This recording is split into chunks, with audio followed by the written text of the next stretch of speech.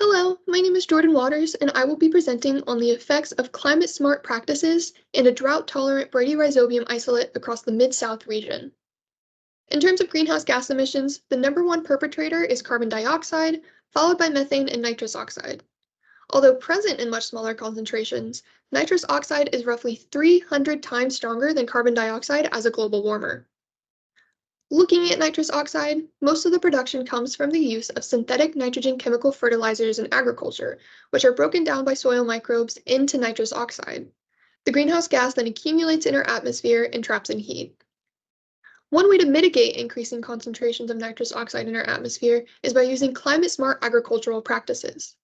Climate-smart agriculture is the approach in making farming more sustainable and climate-conscious. More specifically, it is a system of farming focused on restoring soil health and creating more resilient plants with minimal to no destruction of the environment to ultimately retain higher yields. This is important to promote healthier soils, increase biodiversity, and improve water systems. We can do this through no-till farming, cover crops, and biofertilizers. Biofertilizers are fertilizers that have a microbial strain that aid in nutrient uptake. The fertilizers can be added directly to the soil, or, like in our treatments, directly to the seed coat right before planting.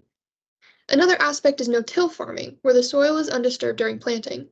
This practice prevents soil erosion, increases microbial activity, and increases organic matter. The organic matter increases carbon in the soil, which aids in carbon sequestration and in turn leads to healthier soils. In the study, we looked to see how no-till farming affected the nutrient uptake of soybean plants with our bioinoculant.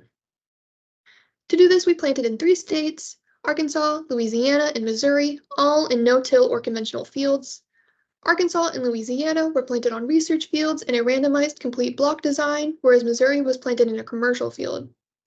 Research fields are separate plots, whereas commercial fields are row cropping.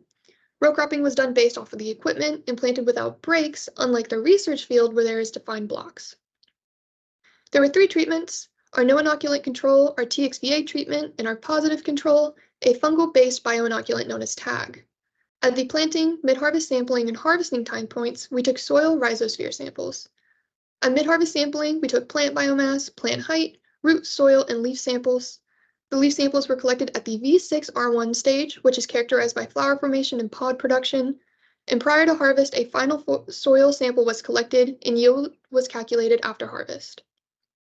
Moving on to results, in Figure 2, we used the leaf tissue samples to identify the concentrations of macronutrients, nitrogen, phosphorus, and potassium, that were taken up by the plant in Louisiana and Arkansas. In Arkansas, there was an increase in nitrogen and potassium under no tillage conditions. Louisiana had an increase in nitrogen under no tillage, and both nitrogen and potassium under conventional till. Figures 3 through 5 studied the concentration of macronutrients, nitrogen, phosphorus, and potassium, in the soil under conventional and no-tillage systems in all 3 states. In Arkansas, there was an increase of potassium, phosphorus, and organic matter in the soil in no-till. In conventional conditions, there was increased concentration of nitrogen and organic matter. Louisiana no-till had increased potassium concentrations, while conventional tillage had increased organic matter. Lastly, Missouri had increased nitrogen and phosphorus concentrations with no-till, whereas conventional had increased concentrations of all 3 macronutrients and organic matter.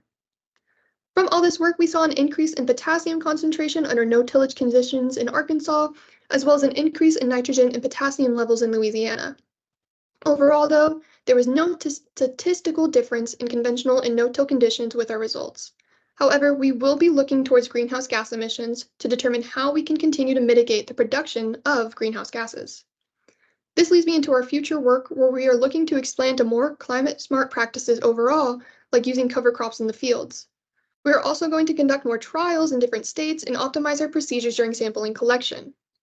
With the soil samples collected during planting, mid-harvest sampling, and harvest, we want to conduct a microbiome analysis to see the microbial communities that are present in the soil.